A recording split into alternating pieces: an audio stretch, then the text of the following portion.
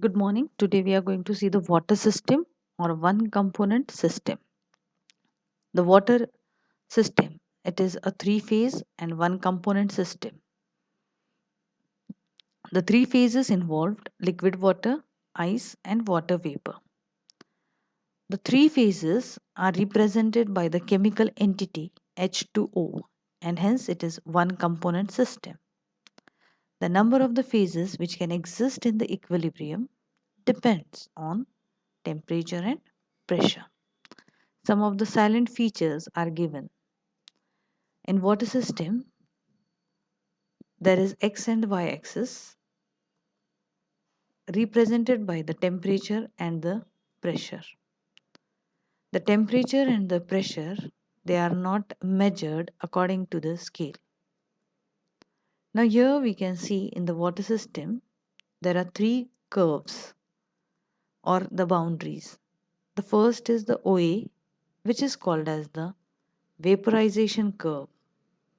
The second is called as the OC, which is called as melting curve or the freezing curve. The third is called as the OB, which is called as the sublimation curve. So in water system there are three curves. Now areas. The first is the AOB, which is called as the vapor. AOC is called as the water area, and the third is called as the BOC, which is the ice. Now the ice, water and the vapor, these are the areas which have one phase. The curves show the condition of the temperature and the pressure under which a single phase, ice, water, or vapor, is capable of stable existence. Thus, all areas AOB, AOC, and BOC, they have the one component and has one phase. Hence, F is equal to C minus P plus 2, where the component is 1, phase is also 1. So the degree of freedom is 2. So it is a bivariant system. The next is called as the triple point. In triple point, we see the temperature is 0.0075 and the pressure is 4.58 mm of Hg. So in a closed vessel, suppose we take ice, water and vapor. So in a closed vessel at a temperature 0.0075 and a pressure 4.58 mm of Hg, we can see the ice, water and vapor. These three phases coexist together. Now for triple point, what we write? F is equal to C minus P plus 2, where the component is 1. And here we can see the ice, water and vapor, the three phases. So 1 minus 3 plus 2. So the degree of freedom is 0. Means I have to mention the temperature as well as the pressure. If any one of them is disturbed, the one phase will disappear. Now at 1 atmosphere and at 100 degrees Celsius, the water starts converting into the vapor. So it is a vaporization curve. At the same point, at 1 atmosphere and at 0 degrees Celsius, what will happen?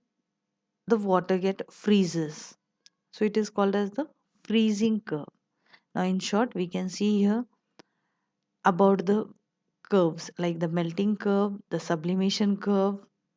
Also, we can see the critical temperature and the critical pressure and the metastable curve. Now, here the first is called as the vaporization curve. Now, vaporization curve, in this curve, at 1 atmosphere and at 100 degrees Celsius, the water starts boiling and get converting into the vapor. But when it exists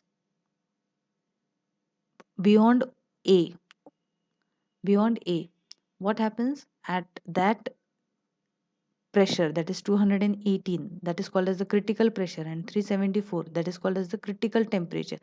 Beyond this, we can see only one phase, the water or the vapor. These two phases will not be able to see beyond the point A. Only one of the phase will appear, that is the vapor phase. We will not be able to distinguish between the water and the vapor. Now, this was all about the vaporization curve. The second curve is called as the sublimation curve. So, OB is called as the sublimation curve. This is between the ice and the vapor. So, what we see, the two phases, the solid ice and the vapor, they coexist in the equilibrium along this curve. Now, at the lower limit, now here we can see the lower limit at the curve OB, which terminates, here it terminates at absolute zero, and where at we are not able to see the vapor, means vapor does not exist beyond this, that is minus 273 degrees Celsius. So this was about the OB, which is called as the sublimation curve.